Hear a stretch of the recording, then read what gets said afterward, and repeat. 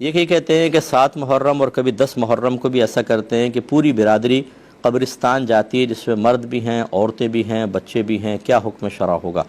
اور وہاں جا کے قرآن بھی پڑھتے ہیں، لیکن وہی باتیں شاتیں اور پھر دیگر کھانا پینا بھی ہوتا ہوگا اور ایک میلہ سا بن جاتا ہے۔ دیکھیں شرعاً بالکل اس طرح کے اجتماعات کرنا درست نہیں ہے جس میں مردوں عورتوں کا اختلاط ہو، اور خصوصاً قبرستان کے اندر عورت کا قبرستان جانا ایک مستحب عمل ہے، آپ یہ کہہ سکتے ہیں، کیونکہ نبی کریم صلی اللہ علیہ وسلم نے مطلقاً اجازت مرحمت فرمائی، اور مستحب عمل کے لیے عورتوں کا گھر سے باہر نکلنا یہ شرعاً جائز نہیں، وہ گھر سے ہی ایصال ثواب کا اہتمام کریں۔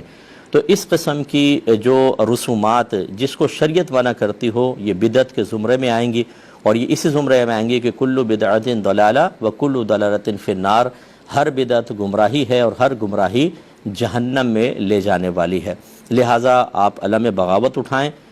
بہت ہی احسن طریقے سے کہ آپ ان کو بتائیے کہ شرعی حکم یہ ہے کہ عورتیں تو کیا، صرف اگر خالص مرد بھی جا کے وہاں پہ میلہ ٹھیلا کرتے تو یہ شرعاً بالکل جائز نہ تھا۔ ہاں اگر ویسے 10 یا 7 محرم یہ کبھی بھی مرد حضرات جائیں اور ایصال ثواب کا وہاں اہتمام کریں اور واپس آ جائیں تو بہت اچھی بات ہے، لیکن وہاں پر جا کے میلہ قائم کرنا اور پھر عورتوں بچوں کو ساتھ لے جانا بے حرمتی بھی ہوتی ہوگی، قبروں پہ بیٹھ جاتے ہوں گے، چڑھ جاتے ہوں گے، قبرستانوں میں آج کل جگہ کہاں ہے، تو یہ اتنی ساری خرافات اور گناہ اپنے نام اعمال میں لکھوا کر واپس آنا یہ کسی بھی طریقے سے حکمت قرار نہیں دیا جا سکتا۔ تو گھر کے جو مرد ہیں انہیں اس پر توجہ کرنی چاہیے۔ یاد رکھیں کلکم راعین و کلکم مسئول عن رعیتہ، تم میں سے ہر شخص نگہبان ہے اور اس سے بروز قیامت اس کے رعایا کے بارے میں کوسچن کیا جائے گا۔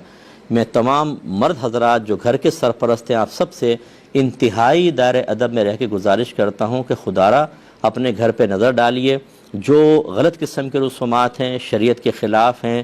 ان تمام کو اپنے گھر سے نکالیں۔ اگر آپ نے اپنے بڑوں کی وہ رسومات جاری رکھیں یہ سوچ کے کہ بڑوں کی رسومات ہیں چاہے قرآن و حدیث کے خلاف ہیں، تو آپ ایک بدعت چھوڑ کر جا رہے ہیں اور یہ آپ کے لیے بہت ہی بڑا گناہ جاریہ ہوگا۔ اس لیے ہماری بات کو مانیں اور ان چیزوں کو ختم کریں۔ مختصر